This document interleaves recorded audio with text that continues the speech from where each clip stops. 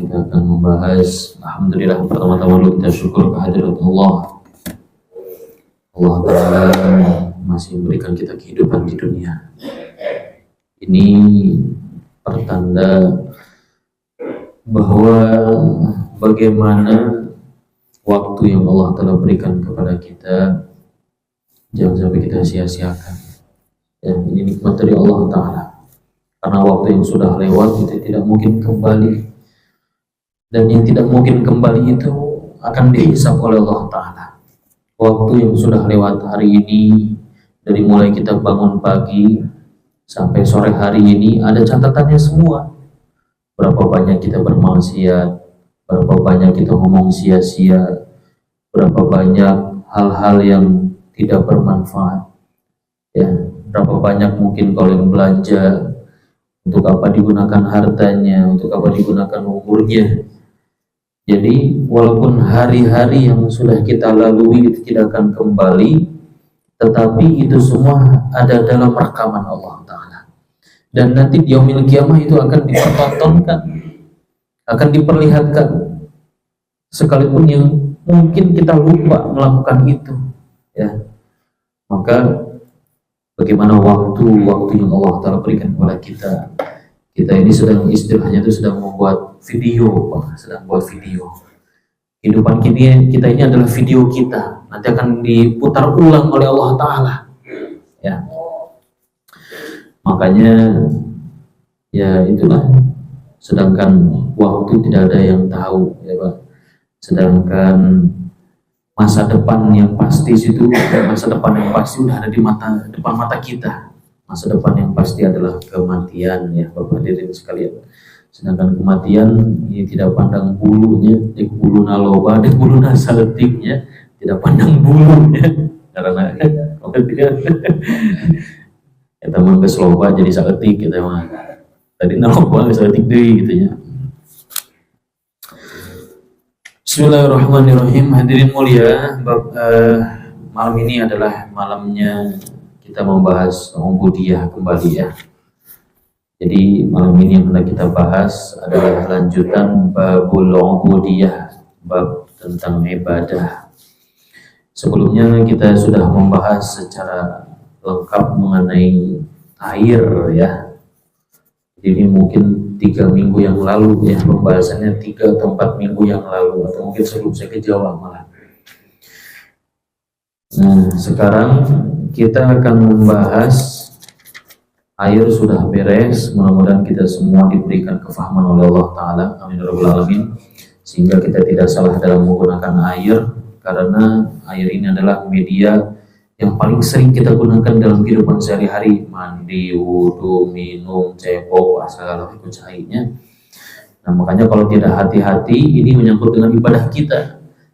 Kita salah menggunakan air, maka wudhu kita tidak sah. Kalau wudhu tidak sah, otomatis sholat kita tidak sah, ya. Berapa tahun sholat kayak gitu, yakin merasa dirinya sah, ternyata ada kecipratan najis, ternyata yang dipakai air mutan najis, yang dipakai air mustamal, tidak suci atau tidak sempurna wudhunya. Nah, sekarang kita membahas faslun fi dzikri syai'in minal a'yanil mutanajjisah. Ini membahas tentang hal-hal yang najis, ya. Hal-hal yang najis di sini. Wa ma yadhuru minha bidibagi wa ma la yadhur, dan yang najis bisa disucikan dengan cara disamak, dan juga yang tidak bisa disucikan walaupun dengan cara disamak. Yang pertama adalah juludul maitati kulluha tathuru bidibagi sawun fi dzalika maitah makulallah wa ghairu, ya, wa ghairihi maitatu ghairihi. Jadi kulit bangkai, Bapak hadirin sekalian, baik dari hewan yang bisa dimakan, dasarnya bisa dimakan, ataupun dari hewan yang tidak bisa dimakan, maka itu bisa menjadi suci kalau dengan cara disamak, ya. Contohnya kulit buaya. Ada yang pernah makan buaya di sini? Atau malah jadi buaya darat? Ada. Malah jadi buaya. Ya. Nah, kulit buaya kan mau disembelih gimana juga tetap nggak halal ya, namanya buaya. Harimau misalnya, ya, ular, ya. Itu kan tidak halal dimakan. Tapi fisiknya suci, suci. Ya. Nyentuh ular najis enggak. Nyentuh harimau najis enggak? Ya enggak. Nyentuh buaya sampai lamun wani gitu ya. Tidak najis ya. Nah, ketika dia menjadi bangkai, begitu juga sapi yang disembelih tapi atau mati tidak disembelih gitu ya, atau tidak sesuai dengan syariat matinya, berarti jadi bangkai. Itu kan dasarnya tadinya bisa dimakan ya. Nah, itu kulitnya bisa menjadi suci dengan cara disamak ya. Jadi disamak itu dihilangkan perkara-perkara yang nempel pada kulit yang menyebabkan busuk, daging-dagingnya, darahnya, termasuk bulunya ya. Jadi bulu kalau sudah jadi bangkai ya itu semua jadi najis, termasuk bulu-bulunya juga ya.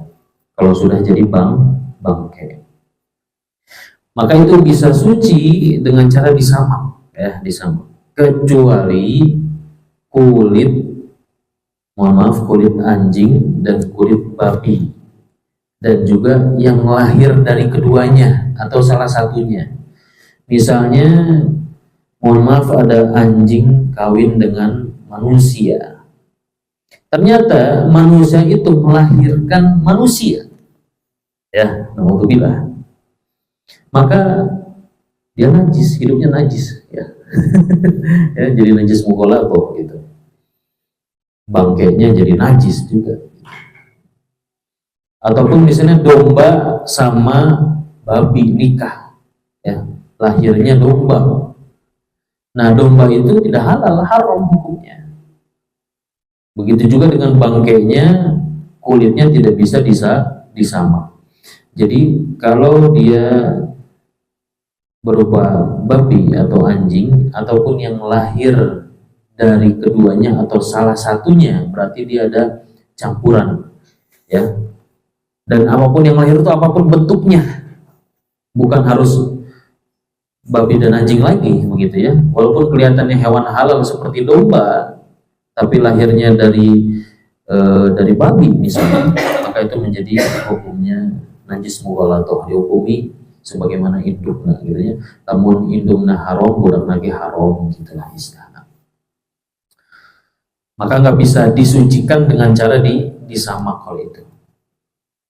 Wa admul maitati wa sya'ruha najisun wa kadzal maitah aydan najisatun murid biha azailah al-hayah bi ghairi zakatin syar'iyyah fala yustathna hina idzin janinul mudzakkah idza kharaja min batni ummihi maitan li anna zakatahu fi zakati ummi. Kemudian tulang ya, tulang bangkai itu najis ya. Tulang itu najis Pak kalau tulang itu berasal dari bangkai. Kalau tulangnya adalah berasal dari hewan yang halal dan sembelihannya benar, sembelihan secara syariat, maka tulang tanduk itu suci. Kulit bulu suci. Kotoran mah tetap kotoran ya. Pejit mah tetap pejit gitu ya.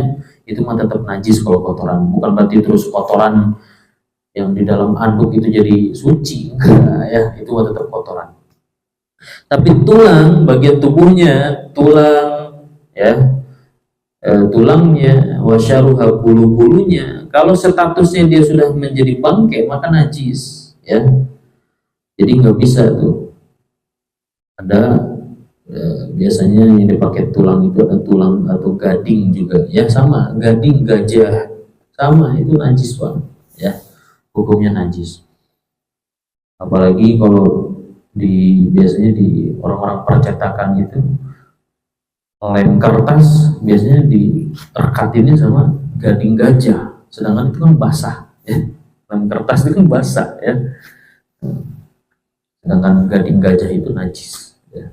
Udah mah bukan hewan yang halal untuk dimakan, nyembelih nage hese ya. Jadi tulang dari bangkai itu jadi najis ya, nggak bisa tulang karena nggak nyambung dengan darah, nggak nyambung dengan daging, sumsumnya sudah tidak ada, terus tiba-tiba jadi suci, nggak bisa. Jadi dalam artian tulang walaupun kering, ketika dia kena air maka menajiskan, begitu maksudnya ya. Nah, jadi najis itu bendanya benda najis. Begitu juga dengan bulunya, bulu-bulu bangkai ini najis ya. Jadi kalau masih ada misalnya ada buaya yang berbulu, ayat yang berbulu ya. Ya, kalau mau menyamak bulu domba, ya, nah itu kalau dia statusnya jadi bangkai, sudah jadi bangkai maka nggak bisa, bulunya nggak bisa digunakan. Harimau, ya, kulit dan bulunya dijadikan pajangan, bahkan ada larangan Nabi kulit harimau itu dijadikan alas karena itu termasuk kesombongan, boleh ya, walaupun hukumnya suci kecuali bulu-bulunya. Jadi kalau misalnya Bapak lihat karpet yang terbuat dari kulit harimau gitu ya, dan itu ternyata bulunya masih asli bulunya, maka bulunya adalah najis. Tapi kalau kering ketemu kering ya nggak masalah, kering ketemu kering tidak menajiskan. Yang menajiskan itu kalau basah. Tapi kalau masa hidupnya dia tidak najis, ya. Harimau kita pegang, mau tangan kita basah, mau tangan kita kering itu tidak menajiskan. Beda dengan kalb sama khinzir, beda dengan anjing dan babi, ya. Kalau tangan kita basah menyentuh bagian tubuh mereka, ya, nah, itu tetap najis, ya, jadi najis begitu. Najis. Nah, bulu berbeda kalau bulu yang terlepas ketika masih hidup, ya, bulu yang terlepas ketika masih hidup. Ayam ada bulunya rontok, masih hidup nih, maka gimana statusnya? Kalau bulunya lepas dari hewan yang bisa dimakan ketika disembelih, halal dimakan, maka kalau bulu tersebut lepas dari tubuhnya ketika masih hidup, maka tidak najis, ya. Makanya banyak yang wol-wol itu kan ngambil nyukur bulunya domba itu ketika masih hidup, ya, cukur. Nah itu suci, kecuali kalau dombanya sudah mati jadi bangkai, maka semuanya jadi nggak suci. Berbeda dengan bulu dari hewan yang tidak halal dimakan. Kalau bulunya dari hewan yang tidak halal dimakan, mau masih hidup mau sudah mati, kalau dia terpisah dari tubuhnya maka najis. Bulu kucing najis, bulu kucing, ya. Bulu buaya dari buaya buluan Pak. Buaya hidung, buaya buntung, nah. Ya. Bulu harimau misalnya. Bulu kalau yang bulu, ya, atau ya bulu atau rambut yang terpisah dari badan hewan yang tidak halal untuk dimakan, maka statusnya adalah najis. Termasuk bulu kucing, jadi harus hati-hati. Walaupun sebagian ulama menyatakanlah makfu kalau sedikit, ya, kalau tidak bisa dihindari itu dimakfu, ya. Kalau banyak nggak boleh. Jadi harus, misalnya kadang kan ada pencinta kucing nempel sampai ke baju-baju, udah gitu bajunya kain katun yang kalau banyak bulu itu rada susah ngilanginnya, ya. Ganti baju Pak, ya, lebih baik ganti baju kalau nggak bisa dihilangin, itu najis Pak, ya.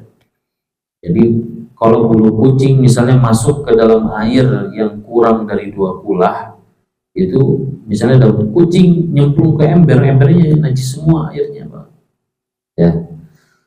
Kalau terpisah bulunya, rata-rata mau bulu kucing warna rontok ya banyak. Begitu juga dengan janin yang ada dalam kandungan hewan. Jadi janin yang ada dalam kandungan hewan itu ikut sembelihan ibunya. Misalnya nyembelih kambing betina, ternyata setelah disembelih dibelek ternyata ada anak kambing. Anak kambing apa Pak? Bahasanya anak kambing. Paret ya. Paret anak sapi katanya. Anak kambing apa? Nah, ternyata ada anak kambing yang sudah mati. Maka gimana hukumnya? Hukumnya halal. Kalau matinya di dalam, hukumnya halal, ya. Karena matinya anak itu disebabkan sembelihan ibunya, gitu. Jadi halal. Kecuali setelah dibelek ternyata masih hidup, ya. Kalau dia masih hidup, misalnya masih ada nafas, masih ada gerak-gerak, ya. Nah itu langsung saja disembelih. Langsung saja disembelih, bukan didiamkan tapi disembelih supaya langsung halal gitu ya sekali.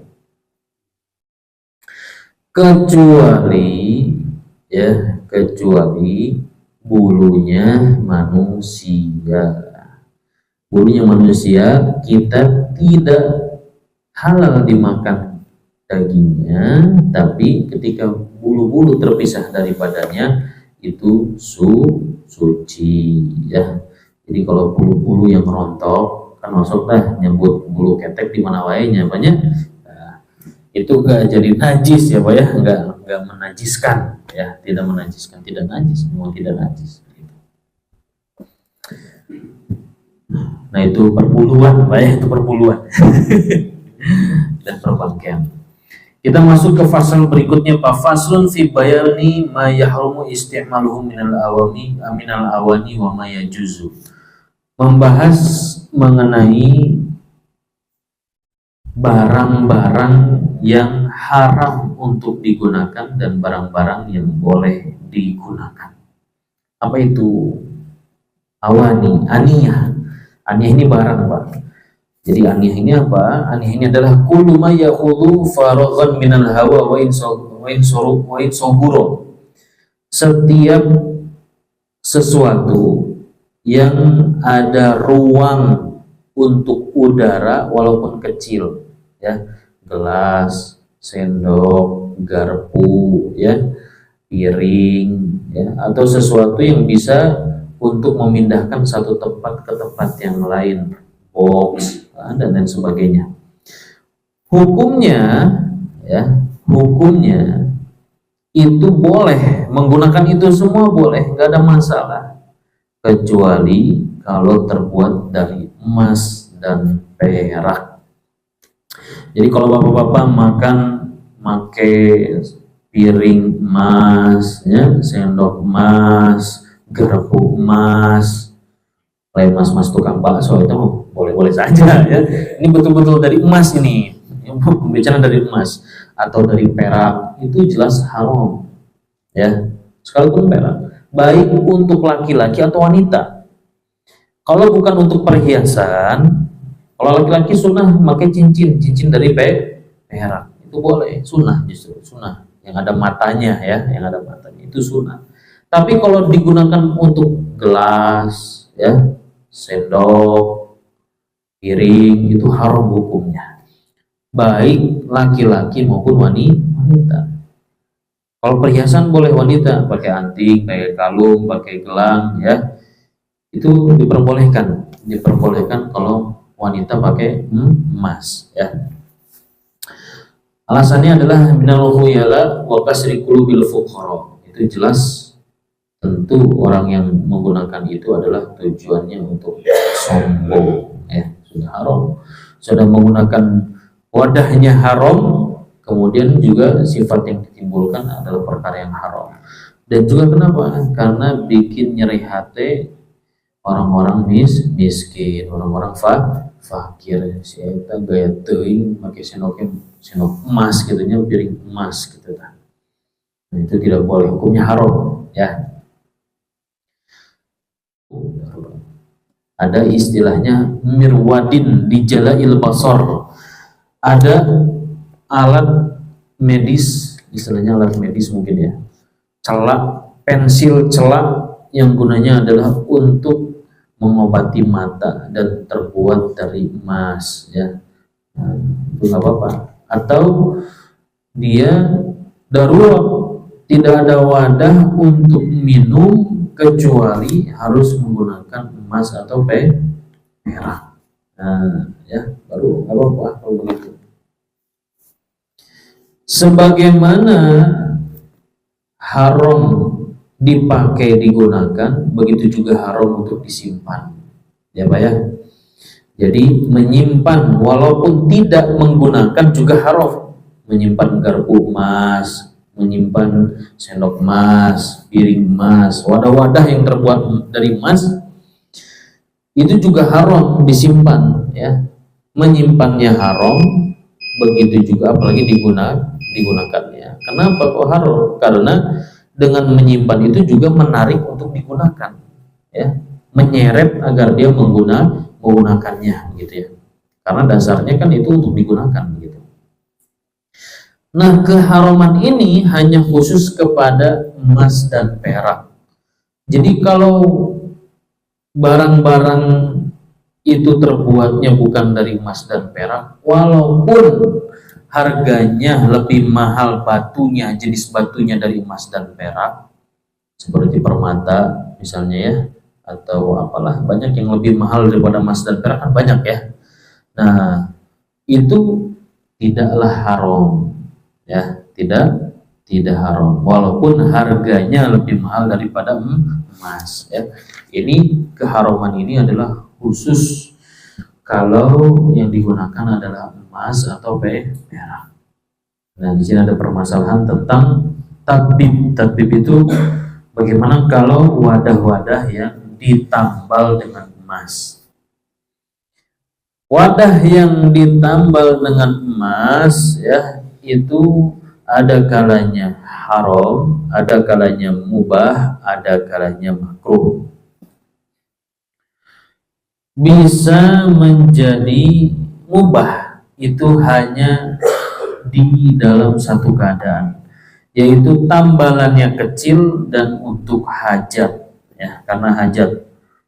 Gelas dari tembikar bolong misalnya, bolongnya kecil, dia tidak bisa ditambal, nggak ada tambal lain kecuali dengan perak atau emas. Maka ketika ditambal itu boleh, syaratnya untuk hajat dan kecil. Dan bisa ada kalanya menjadi makruh dalam 4 keadaan, Bapak hadirin sekalian, ya.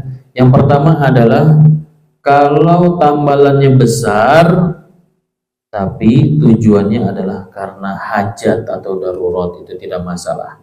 Yang kedua, dia boleh, bukan boleh, kalau dia kecil untuk perhiasan, kecil-kecil untuk perhiasan ditambalnya, maka hukumnya makruh, ya, kecil untuk perhiasan. Kalau kecil karena hajat tadi hukumnya adalah mubah, boleh, ya, tapi kalau kecil untuk perhiasan itu jadinya makruh. Kalau ragu-ragu ataupun yang ketiga, yang ketiga ini adalah sebagiannya kecil, ininya tambalannya kecil, sebagian untuk perhiasan, sebagian untuk hajat, itu juga makruh. Yang keempat, ragu-ragu ini kecil atau besar. Dia ragu, ini hitungannya kecil atau besar, ya, tapi tujuannya adalah sebagiannya untuk perhiasan, sebagiannya untuk hajat. Nah, haram, tambalan ini bisa menjadi haram kalau yang pertama dia besar tambalannya dan itu untuk perhiasan. Jadi kalau tambalannya besar untuk perhiasan itu haram. Yang kedua, haram lagi kalau tambalannya besar, sebagiannya untuk perhiasan, sebagiannya lagi untuk hajat, ya. Nah, itu. Kemudian ada istilahnya disepuh. Disepuh itu berarti tadinya bukan emas perak, tapi dilapisi dengan emas atau perak, ya. Hukum mengerjakannya, menyepuh barang dengan emas atau perak, itu hukumnya haram secara mutlak. Mau kecil besar haram, ya. Nah, hukum menggunakannya itu diperinci. Kalau si barang yang disepuh dengan emas perak kemudian dicoba dibakar dengan api, kalau tidak ada yang meleleh, ya berarti itu boleh. Kenapa? Karena dalam artian tingkatan kadar emas peraknya adalah sedikit. Kalau ternyata setelah dipanaskan ternyata ada yang meleleh tetesan dari emas atau perak, berarti kadar emas peraknya banyak, maka itu haram digunakan. Ya, baik yang menggunakan adalah laki-laki ataupun perempuan, bapak sekalian ya. Itu beres, Pak. Tentang bulu beres, wadah beres. Masya Allah, Masya Allah. Sekarang masuk, sebelumnya ada pertanyaan tentang ini Pak, tentang bangkai dan tentang perwadahan dari emas atau perak. Sepertinya tidak ada Pak ya. Kita lanjut Pak ya, faslun berikutnya.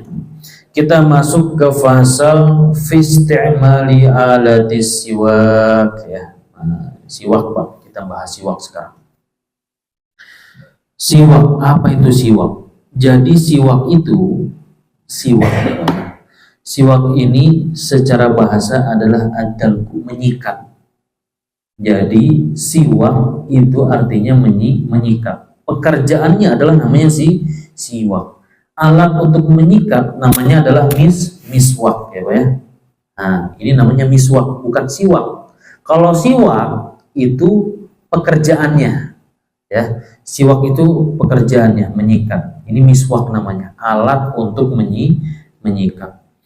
Nabi Muhammad SAW bersabda, "Laula ana syuqa ala ummati la amartum bisiwaki 'inda kulli salatin." Kalau saya tidak memberatkan kepada umatku, pasti akan saya perintahkan kepada mereka agar bersiwak setiap kali hendak melakukan sholat. Ya.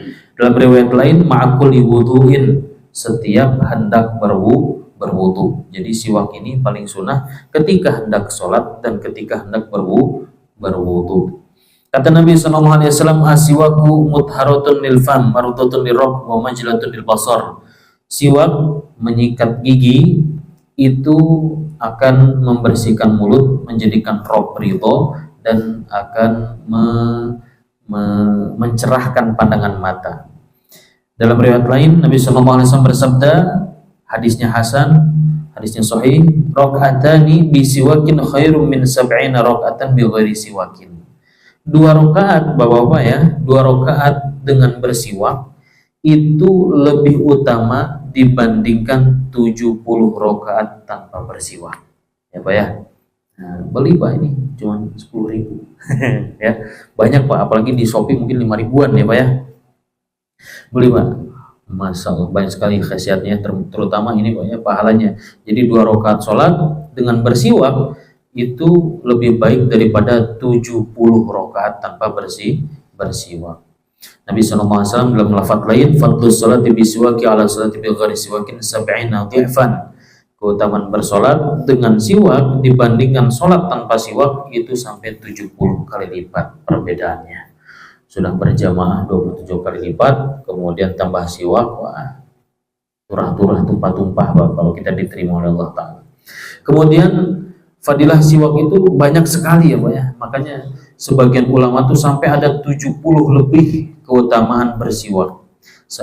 Di antaranya Pak, di antaranya itu menambah kefasihan dalam berbicara, memperkuat akal dan hafalan, sebagaimana kata Sayyidina Ali, yang menguatkan hafalan itu adalah baca Al-Quran, bersiwak, dan puasa ya. Baca Al-Quran, siwak, puasa itu menguatkan hafalan. Wa yahudul basar, dan pandangan kita akan makin tajam, bukan tembus pandang Pak ya.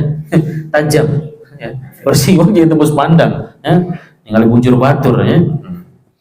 Wa yusahilun naza, dan dengan bersiwak ini akan memudahkan kita ketika sakaratul maut ya. Wa yulhibul adwa, membuat musuh ketakutan.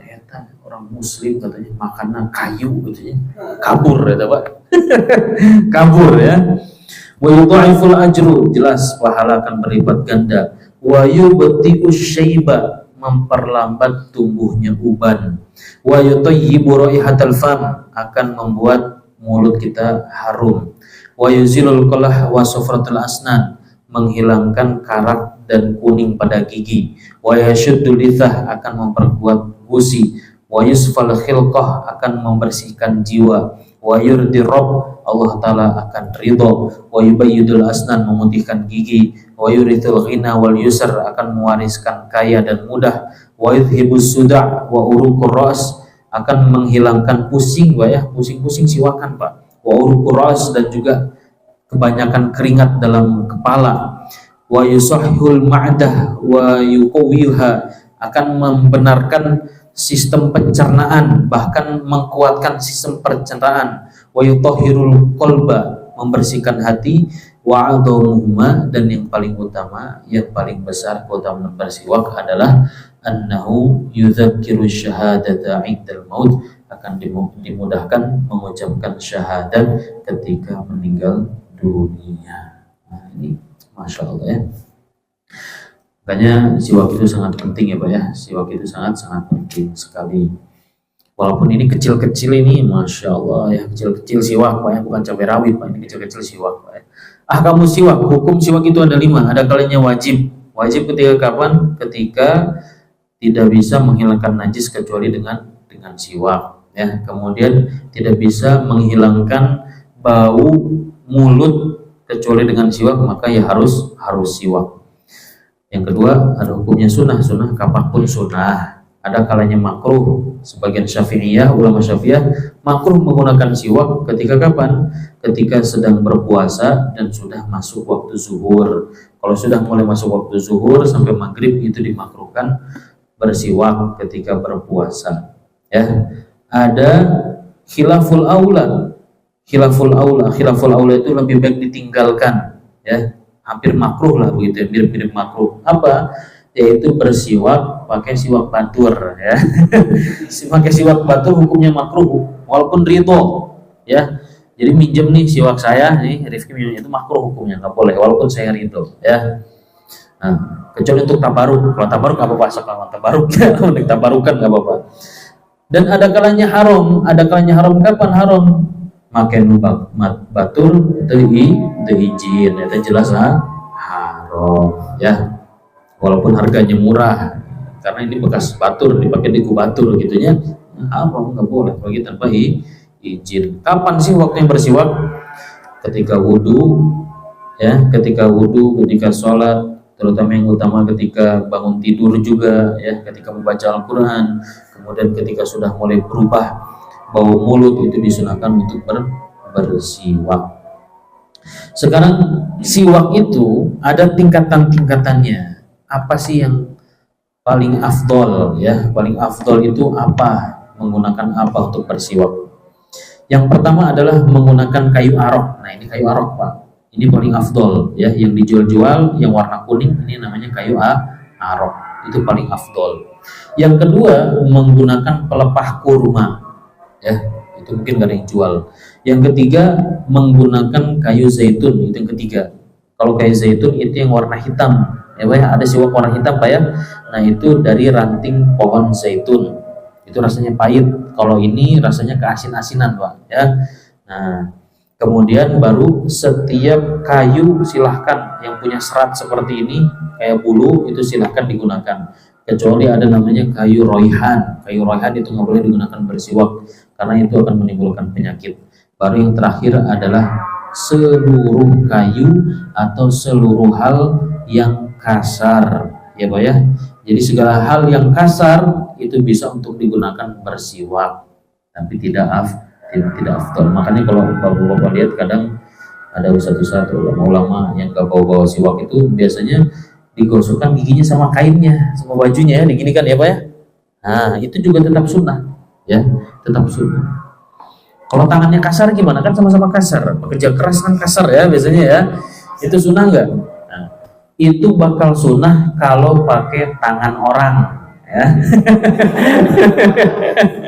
Ya. Ya, kalau pakai tangan sendiri tidak sunnah. Ini tangan sendiri. Yang sunnah itu minjem. Tangan kamu kasar nggak? Kasar nih. Nah, saya minjem buat siwakan. Nah, ya.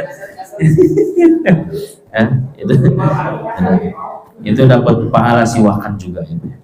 Nah, kemudian bagi setiap tadi tingkatan tadi, ini ada tingkatan lainnya. Yang pertama adalah tentu dengan arok yang direndam atau dibasahi dengan air ya. Jadi kalau mau gunakan dibasahi dulu dengan air itu afdol. Lalu yang dibasahi dengan air mawar, bagus lagi dibasahi dengan air mawar. Yang ketiga, kalau tidak juga maka dibasahi dengan air yang ada di mulut, itu juga sudah termasuk afdol. Tingkatan yang keempat adalah ada yang basah. Jadi ada yang siwak kayak gini tuh ada yang basah, baru yang terakhir ada yang siwaknya adalah siwak kering ya. Jadi hakikatnya pakai sikat gigi juga kalau diniatkan untuk bersiwak itu sunnah. Jadi kalau nggak punya ini ya kemana-mana bawa sikat gigi sebelum takbir, sikat gigi keluarin. Pakai apa doang tadi? Aduh. Ya.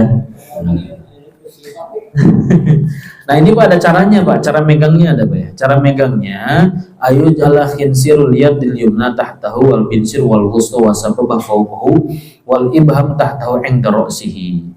Jadi cara gunainnya Pak, si kelingking ini berada di bawah, ini kelingking di bawah, kemudian jari manis jari tengah, jari telunjuk di atas, si jempol berada di kepala siwak. Ya.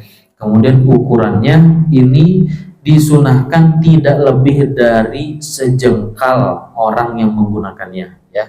Nah, kalau saya kan nggak sejengkal ya Pak ya, tidak lebih dari sejengkal dan tidak kurang dari 4 jari. Nah ya, jadi kalau sudah kurang dari 4 jari ganti yang baru gitu, bukan disambung. Ganti yang baru ya, bukan disambung Pak ya, ganti yang baru. Jadi tidak lebih dari 1 jengkal ya Pak ya, tidak lebih dari 1 jengkal tong gede karena apa gitu ya, gede ya. Gila ninggalin lagi Pak. Kumaha musuh teu kaburnya ninggalin. Tidak lebih dari 1 jengkal dan tidak lebih pendek dari 4 jari gitu ya. Ini masih aman ini Pak, masih aman. Ya. Kalau besar mah ya disesuaikan dengan mulut masing-masing ya. Ada mulut yang besar ya Pak ya. Ada yang suka kalau besar mah bebas sih ya. Besar yang penting jangan sampai terlalu besar karena takutnya melukai ya. Kalau saya sukanya yang kecil-kecil aja, yang kayak gini kecil-kecil ya. Ya Pak. Kemudian ada doanya Pak ya, doanya ini yang masyhur. Terakhir ini Pak, doa memakai siwak. Allahumma bayyid bihi asnani wa syudda bihi lithati wa thabit bihi lahati wa afsih bihi lisani wa barikni fihi wa athibni alaihi arhamar rahimin. Itu doa menggunakan siwak ya. Ya kalau tidak bisa ya minimal kita sudah punya siwaknya. Niat amal sampaikan Pak ya, insya Allah. Ada yang dipertanyakan Pak? Ya Rabbi bil Mustafa balligh maqasidana واغفر لنا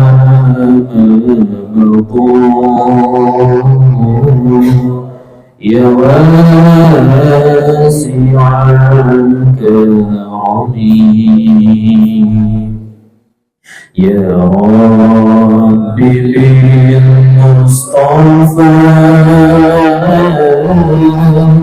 بلغ مقاصدنا واغفر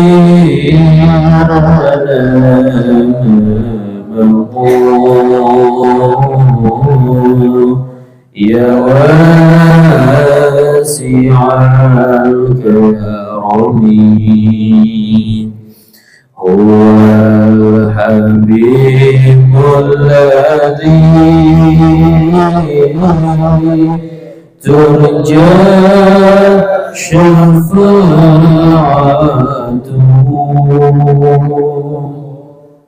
لكل حول من الأحوال مقتحمين سبحانك اللهم وبحمدك أشهد أن لا إله إلا أنت astaghfiruka wa atubu ilaik wa billahi taufiq wal hidayah wal afu minkum. Wassalamualaikum warahmatullahi wabarakatuh.